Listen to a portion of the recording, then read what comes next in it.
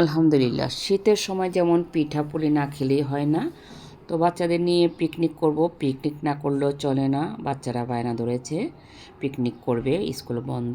তো এখানে এই যে রোস্ট তৈরি হচ্ছে, গরুর মাংস রান্না করছে আমার ছোট বোন, আর রোস্ট তৈরি করছে আমার ভাইয়ের বউ।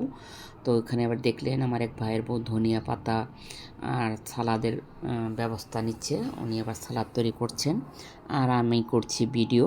এটা আমার নাতি, এই যে আমার বোন চলে আসছে, বোনের ছেলে এখন পোলাও রান্না করবে। পোলাওটা রান্না করেছি আমি, আমার ভাইয়ের বউ আর আমার ছোট বোন, তিনজনে মিলেই রান্না করলাম। তো এই তো দেখেন কিভাবে ঝরঝরে পোলাও হয়। আর এই যে আমার বোন, খালাতো ভাইয়ের বউ, ওর বিয়াইনও হয়, ভাতিজা, এটা আমার ভাইয়ের বউ। তো সবাই মিলে খুব মজা করলাম, আনন্দ করলাম। গতকাল ছুটির দিন ছিল, বাচ্চারা খুবই আবদার করছে যে পিকনিক করবে।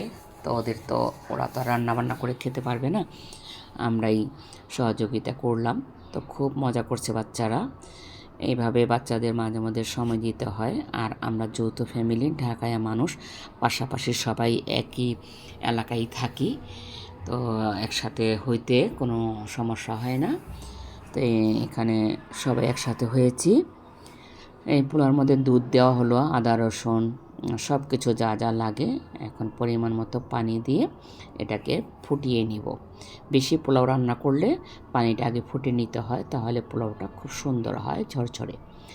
এটা এখন চাল দিয়ে ভালো করে নেড়ে চেড়ে দেবো। তো এখানে আমার ভাইয়ের বউ আছে দুইটা, আর বোনের ছেলে মেয়ে, নাতি, যে নাতিনিটা ভাতিজার মেয়ে, আর ওই যে দূরে দেখা যাচ্ছে বোন। এই দেখেন ঝরঝরে পোলাও হয়ে গেছে। আজকের কথাগুলো একটু এলোমেলো হবে, কারণ যখন যার সামনে আসছে তাই বলছি। এই যে এখন খাওয়া দাওয়ার পালা। খুব মজা হয়েছে, সবাই বলছে খাবার খুবই মজা হয়েছে। তো সবাই আনন্দ থাকবেন, ভালো থাকবেন। আল্লাহ হাফেজ।